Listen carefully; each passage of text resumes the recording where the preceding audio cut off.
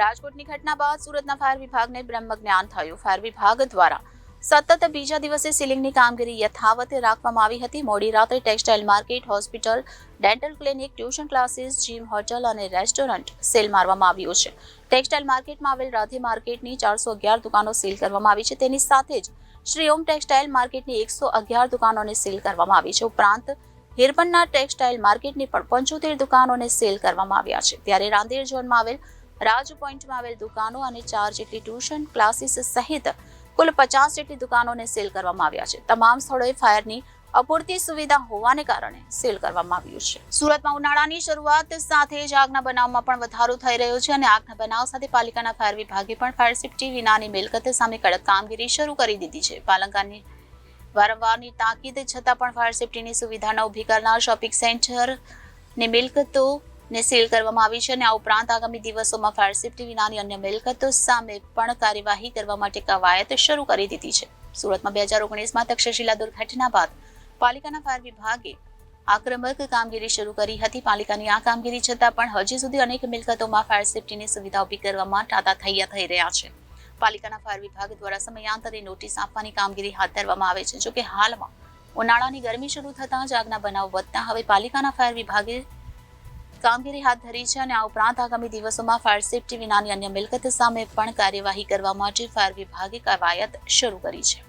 રાજકોટમાં બનેલી ઘટના બાદ તેના પડઘા સમગ્ર રાજ્યમાં પડી રહ્યા છે અને અલગ અલગ શહેરોમાં જે રીતે ફાયર વિભાગ દ્વારા જે કામગીરી કરવામાં આવી રહી છે તેવી જ રીતે ફાયર વિભાગ દ્વારા પણ ખૂબ જ ગંભીરતાથી કાર્યવાહી સુરતમાં પણ શરૂ કરવામાં આવી છે. જેવા સુરત જેવા શહેરમાં અનેક હોટલ, રેસ્ટોરન્ટ અને માર્કેટો આવેલી છે અને તેના કારણે આગ લાગવાની ઘટનાઓ પણ સતત બનતી રહે છે અને આવી ઘટના ન બને તે માટે ફરી એક વખત તક્ષશિલા કાંડ બાદ ફાયર વિભાગ હરકતમાં આવ્યું છે. ફાયર વિભાગ દ્વારા અલગ અલગ ટીમ બનાવીને અલગ ઝોન મુજબ કાર્યવાહી શરૂ કરવામાં આવી છે. સલાબતપુરા, રિંગ રોડ, ઉધના દરવાજા સહિતના વિસ્તારોમાં હોસ્પિટલ, દુકાનો અને ટેક્સટાઇલ માર્કેટને સીલ કરવામાં આવી છે અને વહેલી સવારે 4 વિભાગ દ્વારા કાર્યવાહી શરૂ કરવામાં આવી છે. નોટિસ આપ્યા બાદ પણ ફાયર સુવિધાનો અભાવ દેખાતા આખરે કામગીરી કરવામાં આવી છે.